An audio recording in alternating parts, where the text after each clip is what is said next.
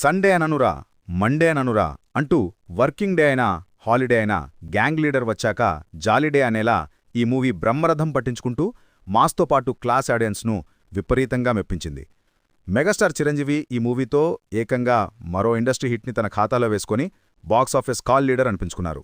చిరుకు జోడీగా విజయశాంతి మరో ఆన్ స్క్రీన్పై రఫ్ ఆడించే కెమిస్ట్రీ చూపించింది.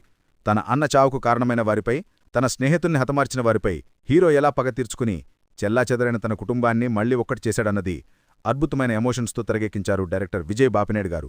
ముఖ్యంగా ఈ మూవీకి పాటలు, టైటిల్ సాంగ్తో మొదలు ఆగరు సాంగ్ వరకు అన్నీ హుషారెక్కించేలా కంపోజ్ చేసిన మ్యూజిక్ డైరెక్టర్ దివంగత బొప్పలహర్ గారిని ఈ సందర్భంగా మనం స్మరించుకోవాల్సిందే. ఇంకా ముఖ్యంగా నిర్మలమత్తు చిరంజీవి ఓల్డ్ గెటప్లో మాట్లాడే సన్నివేశాలు, విజయశాంతితో వచ్చే కయ్యాలు మంచి కామెడీని పంచితే, స్నేహితుల్ని అన్నని పోగొట్టుకునే క్రమంలో నడిచే ఎమోషనల్ సీన్స్ గుండెల్ని తాడతాయి. ఇలా అన్ని రకాల ఎమోషన్స్ని సెంపాళ్లలో పండించారు కాబట్టి చిరంజీవి గ్యాంగ్ లీడర్ భద్రాచలం రాముడు సాక్షిగా అంత పెద్ద విజయాన్ని దక్కించుకుంది. 2 కోట్ల బడ్జెట్తో తెరకెక్కిన ఈ మూవీ ఏకంగా 55 సెంటర్లలో 100 రోజులాడి 9.5 కోట్ల పైగా కడచ్ చేసి ఆల్ టైమ్ నెంబర్ 1గా నిలిచింది. ముఖ్యంగా ఈ సినిమా 100వ రోజు చిరంజీవి బర్త్డే రోజు ఒకటే కావడంతో ఆ వేడుకను అట్టహాసంగా ఏకంగా 4 ప్రదేశాల్లో నిర్వహించడం నిజంగా తెలుగు చలనచిత్ర చరిత్రలోనే ఒక అరుదైన రికార్డని చెప్పాలి. తిరుపతి, ఏలూరు, విజయవాడ, హైదరాబాదులో ఇలా శతదినోత్సవ వేడుకలు అట్టహాసంగా లక్షల మంది ఫ్యాన్స్ కేరంతల మధ్య జరిగాయి. అలా 1991 మే 9న రిలీజైన మెగాస్టార్ గ్యాంగ్ లీడర్కు పోటీగా వచ్చిన సినిమాలు, వాటి ఫలితాలనేక చూద్దాం. దీనికి 2 రోజుల ముందుగా నాగార్జున నటించిన చైతన్య మూవీ వచ్చింది.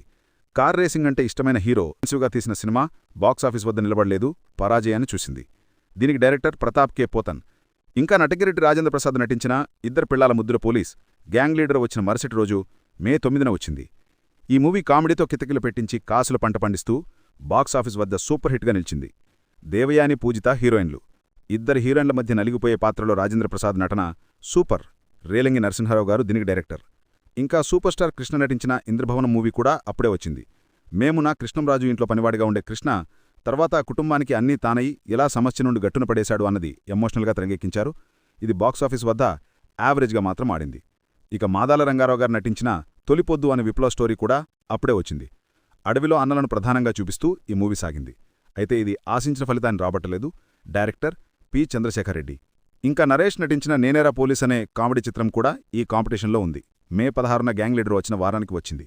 అయితే ఈ మూవీ ఏమాత్రం ఆకట్టుకోలేక పరాజయాన్ని చూసింది. దీనికి డైరెక్టర్ జి అనిల్ కుమార్. ఇంకా మమ్ముట్టి, మోహన్లాల్లో నటించిన మలయాళ super hit movie number 20 Madras Mail, ఇది తెలుగులో డబ్ చేయబడి రిలీజ్ చేయబడింది గ్యాంగ్ లీడర్ వచ్చిన 7 రోజులకి. అయితే ఇది ఇక్కడ ఏమాత్రం ఆదరణ పొందలేదు. ఇంకా యవ్వనం, ప్రేయసి అనే మరో 2 రొమాంటిక్ చిత్రాలు వచ్చాయి, కానీ పెద్దగా ఆడలేదు. సో ఇహాలా గ్యాంగ్ లీడర్ బరిలో రాజేంద్రప్రసాద్ మూవీ కూడా విజయాన్ని దక్కించుకుందని తెలుసుకున్నాం కదూ.